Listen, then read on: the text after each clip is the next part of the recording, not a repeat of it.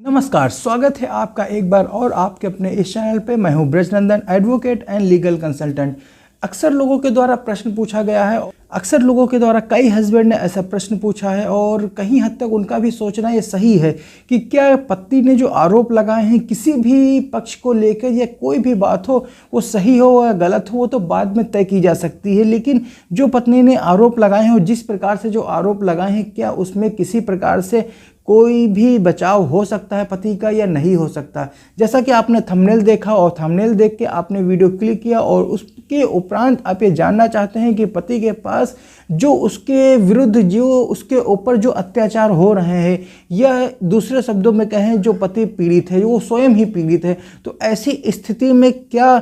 पति के पास क्या ऑप्शन अवेलेबल है, लीगल रेमेडी क्या अवेलेबल है जिसके ग्राउंड पे उसका भला हो सकता है। आज हम इसी विषय पर चर्चा करेंगे और चर्चा करने से पहले हमारी रिक्वेस्ट हमेशा की तरह एक रिक्वेस्ट और रहेगी। वीडियो पे अगर जो आप नए हैं, पहली बार आए हुए हैं, तो इसको लाइक करें, सब्सक्राइब करें और साथ में शेयर करें, जिससे ये जानकारी, ऐसी ही जानकारी दूसरों लोगों तक भी शेयर हो सके और उनको ये लाभ मिल सके, जिससे कि और ज़्यादा से ज़्यादा लोगों को इस तरीके की जानकारी प्राप्त हो सके। क्योंकि जानकारी के अभाव में उचित निर्णय और उचित समय पे नहीं ले पाते हैं, जिसके कारण अंत में जैसा कि लोगों के द्वारा जो प्रैक्टिकली प्रॉब्लम मैं फेस करता हूं, और अक्सर लोगों के द्वारा ये इस तरीके से भर भर के ऐसे ही प्रश्न आते हैं, क्योंकि उन लोगों का ये कहना है कि मुझे पहले पता नहीं था, ऐसी जानकारी नहीं मिल पाई, या आपसे इस तरीके से संपर्क पहले नहीं हो पाया। तो ये संपर्क हो हमसे या ना हो, लेकिन अगर जो आपके पास ऐसी वीडियो मिली है तो उसके उपरांत आप उसका लाभ लीजिए और सही जानकारी सही तरीके से अपने केस को कंटेस्ट करिए और उसमें नतीजन यही निकल के आता है, आपको फ़ायदा अवश्य मिलेगा।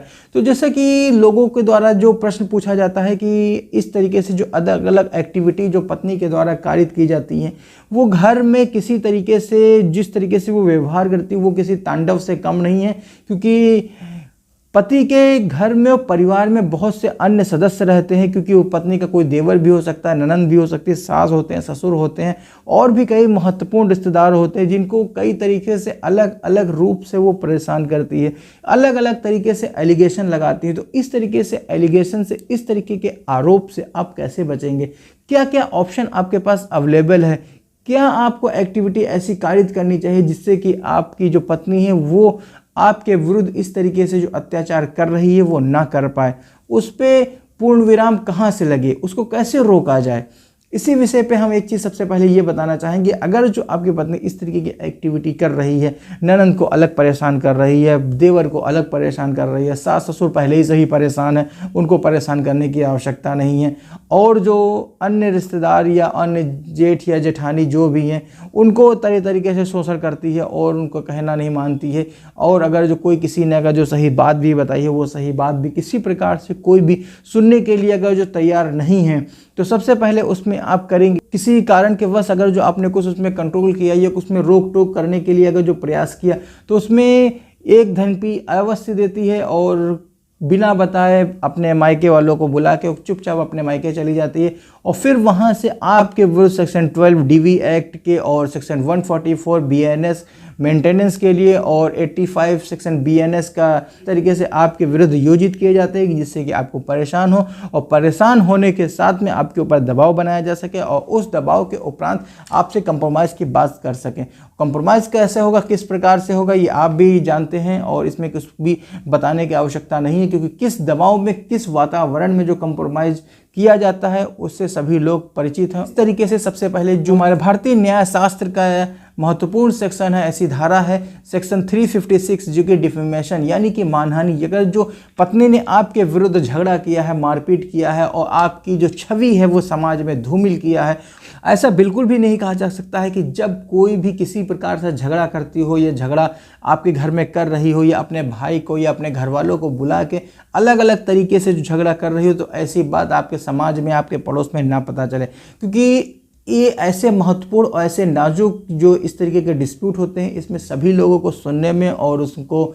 देखने में बड़ा ही उत्सुकता रहती है और वो मज़े लेकर देखते हैं। इसी आशा के साथ एक नया एक्टिविटी और एक नई हमको एक चहल पहल देखने को मिलेगी। तो इस तरीके से अगर जो कुछ एक्टिविटी आपकी पत्नी के द्वारा कारित की गई है और आपकी छवि को धूमिल किया गया है, यानी कि आपके जो मान सम्मान है उसमें कमी आई है, उसको ठोस पहुंची है, तो इसके विरुद्ध आप उसमें मानहानि का दावा कर सकते हैं अपनी पत्नी के, क्योंकि आपकी जो छवि खराब हुई इसके लिए, तो उसमें आप मानहानि के लिए दावा प्रस्तुत कर सकते हैं न्यायालय के समक्ष। अच्छा, एक चीज़ और बताना मैं चाहूँगा, मानहानि का दावा अगर जो आप करने जा रहे हैं तो मानहानि का दावा दो प्रकार से होगा। सबसे पहले एक हो गया जो कि सिविल होगा, यानी कि कुछ तरीके से आपके जो घर के जो जेवर हैं, जो गोल्ड हैं और भी महत्वपूर्ण चीज़ें हैं जो कि आपकी पत्नी उठा ले गई है, और इस तरीके से अगर जो आपको ये लगता है कि इस तरह की जो एक्टिविटी आपकी पत्नी के द्वारा कारित की गई है और इसमें उन लोगों का भी इनरोलमेंट रहा है कि जो उसको सहयोग करते हैं, जो उसको बल देते हैं, तो उनके विरुद्ध भी आप मानहानि का दावा कर सकते हैं। मानहानि का दावा सबसे पहले इस तरीके का जो मॉनेटरी,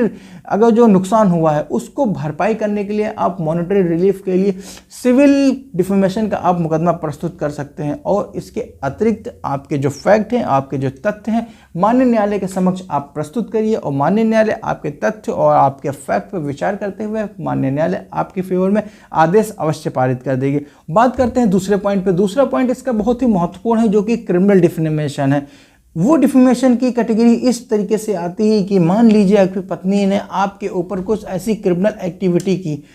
खुद स्वयं सक्षम ना हो के अपने घर वाले, अपने भाई या अपने पिता को बुला के आपके ऊपर क्रिमिनल असॉल्ट कराया गया, आपके ऊपर क्रिमिनल हमला कराया गया, इस तरीके से आपके साथ मारपीट भी की गई है, या और अन्य किसी तरीके से अगर जो आपकी कोई भी किसी प्रकार से अगर जो क्षति हुई है, तो उस क्षति की क्षतिपूर्ति करने के लिए आप माननीय न्यायालय के समक्ष आप अपना वाद अवश्य प्रस्तुत करें, वो कि क्रिमिनल डिफेमेशन के अंतर्गत आएगा। इसमें आप माननीय न्यायालय के समक्ष अपना प्रार्थना पत्र प्रस्तुत करके जो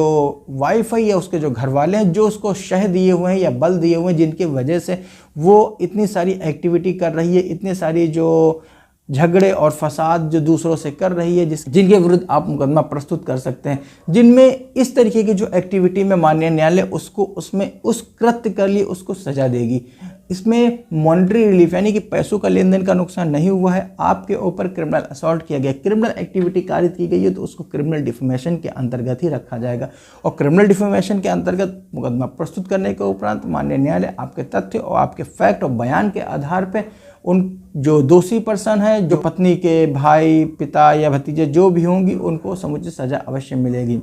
और आज का वीडियो इतना ही है। मिलते हैं किसी और एक वीडियो में एक नई जानकारी के साथ, एक नए विषय पर चर्चा करने के लिए। और वीडियो आपने अगर जो अंत तक देखा है, यहाँ तक देख ही लिया है, तो इसको सब्सक्राइब अवश्य करें और साथ में लाइक करें और कमेंट में जय हिंद अवश्य लिखें। और इसमें किसी का कोई खर्चा, कोई व्यय नहीं लगता है, जिससे आपको कोई सब्सक्राइब करने में कोई परेशानी हो। और ऐसी ही जानकारी दूसरों लोगों तक पहुंचाने के लिए, जिससे और ज़्यादा से ज़्यादा लोगों को इस तरीके का फ़ायदा मिल सके, इसको शेयर अवश्य करें। और इसी के साथ में आज का वीडियो पूरा देखने के लिए, अंत तक देखने के लिए प्रेम पूर्वक धन्यवाद। जय हिंद।